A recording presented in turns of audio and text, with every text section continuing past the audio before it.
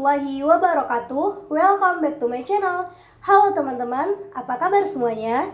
Di video kali ini, Tiara akan mengapresiasi novel yang berjudul Sang Pemimpin Baru karya Andrea Hirata yang terbit oleh Bentang Pustaka pada Juli 2006. Nah, dalam novel ini Andrea mengeksplorasi hubungan persahabatannya dengan dua anak yatim piatu, Arai Ihsanul Mahidin dan Jimron, serta kekuatan mimpi yang dapat membawa Andrea dan Arai melanjutkan studi ke Sorbonne, Paris, Prancis.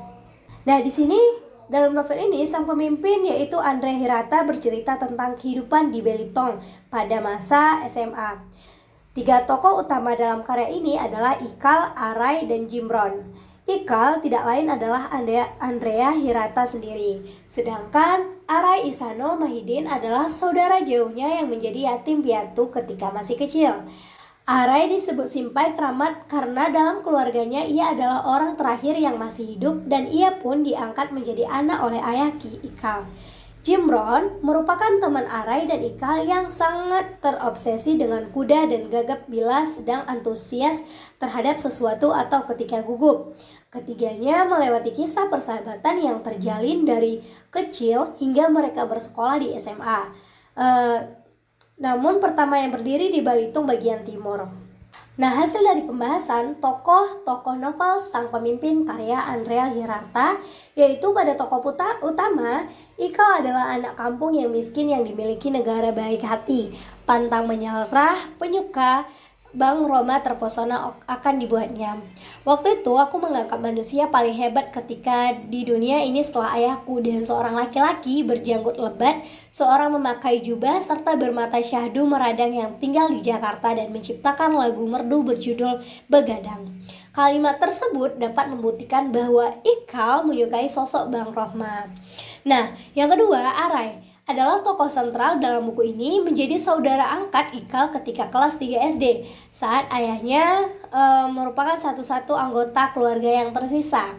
Nah, seorang yang mampu melihat keindahan di balik sesuatu sangat optimis dan selalu melihat suatu peristiwa dari kacamata yang positif. Dan selalu melihat suatu peristiwa, Ariel adalah sosok yang begitu spontan dan jenaka, seolah tak ada sesuatu pun di dunia ini yang akan membuatnya sedih dan patah semangat. Selanjutnya dia juga pintar, penuh inspirasi, rajin dan pantang menyerah karena selalu ingin tahu dan terus bertanya. Arai berkembang menjadi orang yang pintar dan dia selalu mencoba sesuatu yang baru. Nah, kalimat tersebut membuktikan bahwa Arai merupakan anak yang pintar.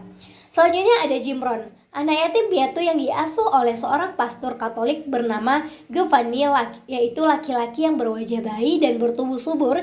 Ini sangat polos. Segala hal tentang kuda adalah obsesinya dan gagapnya berhubungan dengan sebuah peristiwa tragis yang memilukan yang dialami ketika dia masih SD. Nah, konon katanya dulu ayahnya sekarat di depan matanya dan membawa ayahnya dengan sepeda yang lajunya sangat lama. Nah, sampainya di puskesmas, ayahnya meninggal di depan matanya dan waktu ditanya orang-orang ia sudah terlanjur gagap. Karena terlalu banyak menangis sampai tersedak-sedak, ia selalu berpikir jika saja waktu itu dia menaiki kuda, pasti ayahnya tertolong. Jimron adalah penyeimbang di antara Arai dan Ikal. Nah, kepolosan dan ketulusannya adalah sumber simpati dan kasih sayangnya dalam diri keduanya untuk menjaga dan melindunginya. Jimron sangat menyukai kuda. Konon keranjingan kuda ini yang berhubungan dengan sebuah film di televisi Balai Desa yang ditonton Jimron hingga sebelum ayahnya wafat. Nah, jika dikaitkan dengan pesan moral pada novel Sang Pemimpin karya Andrea Hirata, yaitu nilai moral pada novel ini sangat kental. Sifat-sifat yang tergambar menunjukkan rasa humanis yang terang dalam diri seorang remaja dalam menyikapi kerasnya kehidupan. Nah, di sini tokoh utama digambarkan sebagai sosok remaja yang mempunyai perangai yang baik dan rasa setia kawan yang tinggi.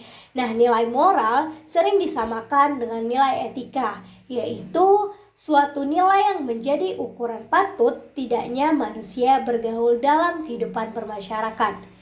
Moral merupakan tingkah laku atau perbuatan manusia yang dipandang dari nilai individu itu beradab. Nah, sikap disiplin tidak hanya dilakukan dalam hal beribadah saja, tetapi dalam segala hal. Sikap yang penuh dengan kedisiplinan akan menghasilkan kebaikan.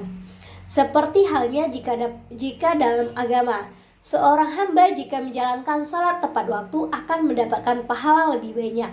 Demikian juga jika disiplin dijalankan pada pekerjaan lainnya dan tanpa memandang siapa yang berperan dalam melakukan perbuatan disiplin tersebut. Seperti pada kutipan berikut mengandung nilai moral yang sangat penting.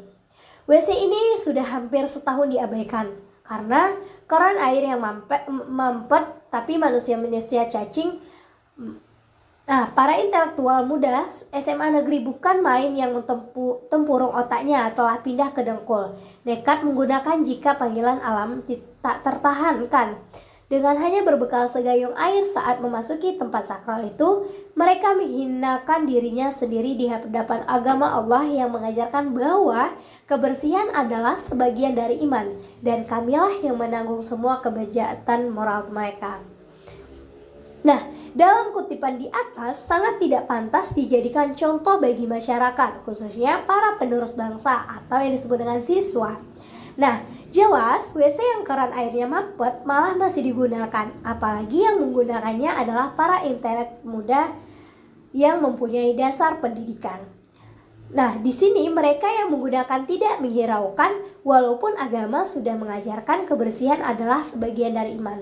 Mereka yang melakukan justru malah tidak merasa bersalah, walaupun orang lain yang kena dampaknya dan ulahnya mereka. Nah, pendidikan moral sangat penting untuk mendidik manusia yang belum benar tapi merasa sudah benar. Nah, kutipan di atas mempunyai kandungan nilai pendidikan moral karena secara jelas disampaikan penulis melalui gaya bahasa sarkasme, yaitu gaya bahasa sindiran yang paling kasar dalam pengungkapannya. Hal ini dapat dilihat dari kalimat tempurung otaknya telah pindah ke dengkul. Artinya dari kalimat tersebut adalah orang yang berbuat seenaknya tanpa peduli aturan dan etika. Jadi, dapat disimpulkan, gambaran dari hasil penelitian dan merupakan jawaban dari masalah yang telah dirumuskan. Berdasarkan hasil analisis mengenai unsur penokohan dan pesan moral yang terdapat dalam novel Sang Pemimpi karya Andrea Hirata, yaitu simpulan dari penelitian ini adalah yang pertama, novel Sang Pemimpin karya Andrea Hirata banyak mengandung unsur penokohan dan pesan moral yang dapat dijadikan pedoman hidup bagi seluruh kalangan masyarakat. Nah, kedua, penokohan dan pesan moral yang sangat relevan dengan siswa sekolah menengah atas dalam novel Sang Pemimpin karya Andrea Hirata, yakni diantaranya kasih sayang satu sama lain dalam keluarga, saling memberi semangat, mengangkat nilai kejujuran, dan tidak mudah putus asa dalam menggapai cita-cita. Nah, itulah tadi yang dapat saya kaitkan dari novel Sang Pemimpi. Apabila terdapat kesalahan kata, saya mohon maaf dan jangan lupa like, comment, dan subscribe. Terima kasih telah menonton video ini. Assalamualaikum warahmatullahi wabarakatuh.